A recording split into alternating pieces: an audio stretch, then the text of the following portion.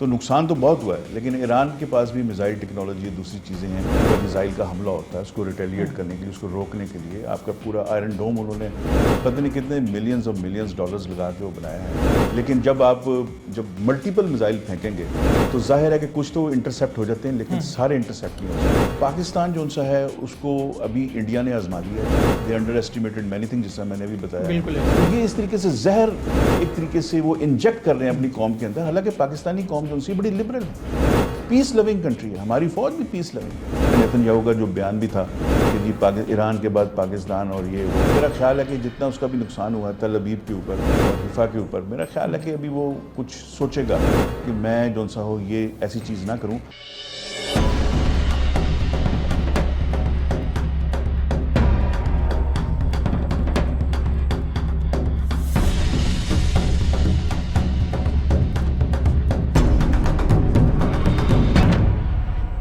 अस्सलाम वालेकुम, south Punjab digital के साथ मैं हूं आपका मेज़बान मोहम्मद अकमल। नाज़रीन, आप देखते हैं कि मुख्तलिफ खित्तों में इस वक्त जंग की सूरत हाल है। कुछ टाइम हमने पहले देखा कि पाकिस्तान और भारत के दरमियान हालात जो थे वो कशीदगी की तरफ चले गए, कि हालात जो थे वो ख़राब हो गए। अब अगर हम देखें तो कुछ दिन पहले ये खबर आती है कि इसराइल ने ईरान के ऊपर दावा बोल दिया, ईरान पर हमला कर दिया। लेकिन इस सारे कन्फ्लिक्ट में अगर हम देखें तो अब जो टाइम है, जो जंगी महाज है, जो जंगें हैं, बिल्कुल तब्दील हो चुकी है। एक टाइम था जब आप देखते थे कि दो फाइटर जेट होते थे, वो एक दूसरे के पास आते थे, डॉग फाइट होती थी। अब दूसरे फाइटर जेट आ चुके हैं कि जो कई 100 किलोमीटर की रेंज पर रहते हुए दूसरे फाइटर जेट को हिट कर सकते हैं। दूसरी तरफ जंगें इसी तरह चेंज हो चुकी है। इंफॉर्मेशन वार जो है वो स्टार्ट हो चुकी है। इंफॉर्मेशन वार में स्ट्रेटेजिक कम्युनिकेशन जो है उसका कितना रोल है, इसी पर बात करने के लिए आज हमारे साथ मौजूद है vice chancellor Islamia university Bahawalpur, professor doctor Muhammad Kamran साहब। Sir, thank you so much, आप कीमती टाइम में से टाइम निकाल कर आए। सबसे पहले ये बताइएगा कि अभी इसराइल और ईरान की जो जंग चल रही है, अगर अमेरिका खुल के इसमें सामने आ जाता है तो ये जंग कितनी ख़तरनाक हो जाएगी और कौन कौन से जो ममालिक है इसकी जद में आ सकते हैं? अमेरिका की ये हमेशा स्ट्रेटजी रही है कि वो अपने मुल्क से दूर जो सा है वो जंग, तो जाहिर है कि इसराइल के पीछे अमेरिका ही है। बिल्कुल ऐसे। नेतन्याहू का जो बयान भी था कि जी ईरान के बाद पाकिस्तान और ये वो, तो उस पर भी अभी एक तशवीश सी चल रही है, बल्कि मीडिया पे वो बयान भी चल रहा है। लेकिन हमें अल्लाह ताला से दुआ करते हैं और इंशाल्लाह पूरा एतमाद है अपनी पाक आर्मी के ऊपर कि हमारा उसका मौसर जवाब देने के लिए हम बिल्कुल तैयार हैं। हमने देखा कि ईरान अभी जो है उस पर इसराइल की जानिब से हमला किया जाता है, तो ये जो भारत इसराइल के साथ मिलकर ईरान को टारगेट कर रहा है, तो ये कौन सा गोल जो है मिलकर अचीव करना चाह रहे हैं? एक सीधा सीधा इनका गोल है कि मुस्लिम और नॉन मुस्लिम, अब जितने भी मुसलमान मुल्क जितने भी ताकतवर थे, पहले इराक का फॉल हुआ, सीरिया को इन्होंने ख़त्म किया, इसी तरीके से इजिप्ट जो सा है वो भी अपने घुटनों पे है। अब रह गया ईरान और उसके बाद पाकिस्तान। माशाल्लाह पाकिस्तान जो सा है उसको अभी इंडिया ने आजमा लिया है। दे अंडर एस्टिमेटेड मैनी थिंग, जिससे मैंने भी बताया। बिल्कुल ऐसे ही। लेकिन उसको जो रिटेलिएट किया पाकिस्तान ने, जिस तरीके से जिस स्ट्रेटेजिक मूवमेंट इन्होंने चलाई और जिस तरीके से एयरफोर्स को कोलैबोरेट किया आर्मी के साथ, और नेवी भी बिल्कुल तैयार थी। वो तो शुक्र है कि कराची तक पहुँचे नहीं, जो उनकी झूठी खबरें मीडिया ने फैलाई थी। तो वो ये देखें कि अब ये सब चीज़ें जो सी हैं, अब ईरान को वो चाह रहे हैं कि बिल्कुल जो एटमी तनसीबात, लेकिन बहुत बड़ा नुकसान भी हुआ है। उनके ह्यूमन रिसोर्स, 2 जर्नैल भी शहीद हो गए हैं। उनके जो एटॉमिक साइंटिस्ट हैं, जो कि बहुत बड़ा सरमाया होता है, सारी उम्र लग जाती है पढ़ने में और सीखने में, वो अल्लाह को प्यारे हुए। तो नुकसान तो बहुत हुआ है, लेकिन ईरान के पास भी मिसाइल टेक्नोलॉजी दूसरी चीज़ें हैं। They are doing their best. तो हम उम्मीद करते हैं और अल्लाह से दुआ करते हैं इंशाल्लाह अल्लाह की मदद फरमाए। इंशाल्लाह, बिल्कुल। सर, अभी हमने बात की कि जो वॉर है वो मुस्लिम और नॉन मुस्लिम की है, तो दूसरी तरफ अगर हम देखें हिंदुत्व और आरएसएस जो माइंड सेट है वो क्या है, ये लोग क्या चाहते हैं?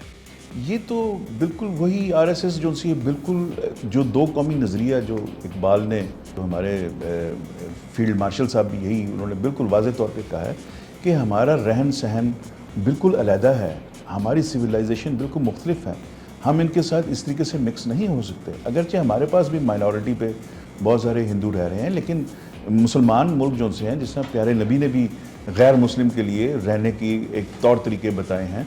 मिक्सअप होना जो है वो पॉसिबल नहीं है, इन दोनों के रस्म व रवाज, इनके तरीक़ाकार, इनके रहने के, वो सब कुछ मुख्तलिफ है।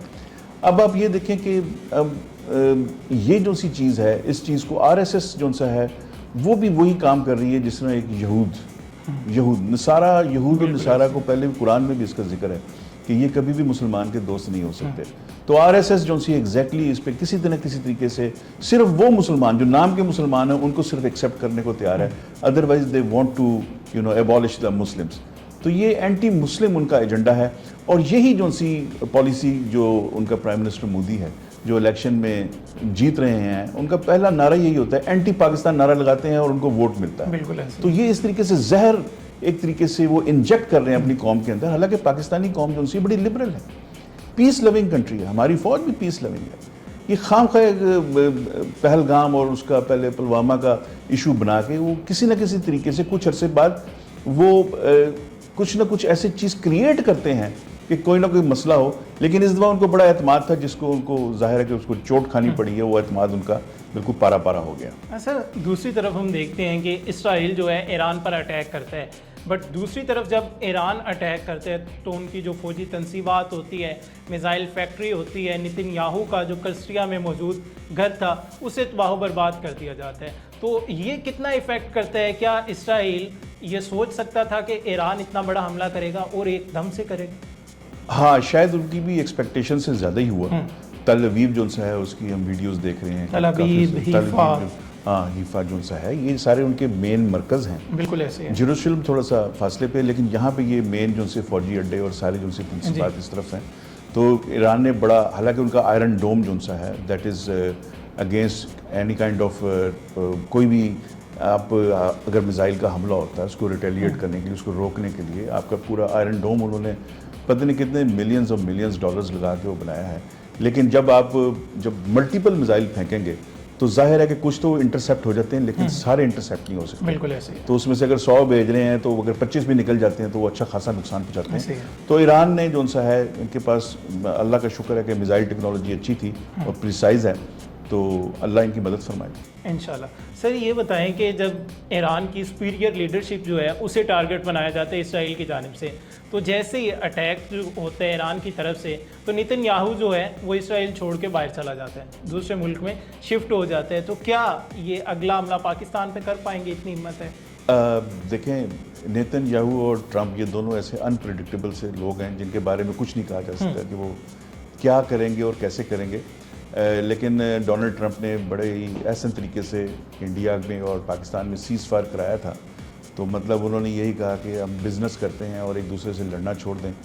तो वो फिर पाकिस्तान ने इन कंडीशंस के ऊपर, कुछ कंडीशंस के ऊपर सीज़ फायर कर दिया, और जिससे इंडिया का जो नुकसान हो रहा था, जो वो जिसको छुपा रहे थे, लेकिन वो फिर वाज़े होना शुरू हुआ, इंटरनेशनल मीडिया में आ गया। तो जहाँ से उनका झूठ भी साबित हो गया जी कि हम लाहौर पहुँच गए, हम कराची पहुँच गए, हमने ये कर लिया, वो कर लिया। तो ये जो सी चीज़ें हैं, अब that is the different story. लेकिन नेतन्याहू जो सा है, this is highly unpredictable. Pakistan में मेरा ख्याल है कि जितना उसका भी नुकसान हुआ तल अवीव के ऊपर और हिफा के ऊपर, मेरा ख्याल है कि अभी वो कुछ सोचेगा कि मैं जो सा हो ये ऐसी चीज़ ना करूं। हालांकि इंडिया जो सा हमारे मशरिक़ के ऊपर मौजूद है, जो कि इसराइल की मदद से ही पाकिस्तान को टॉर्चर करता है।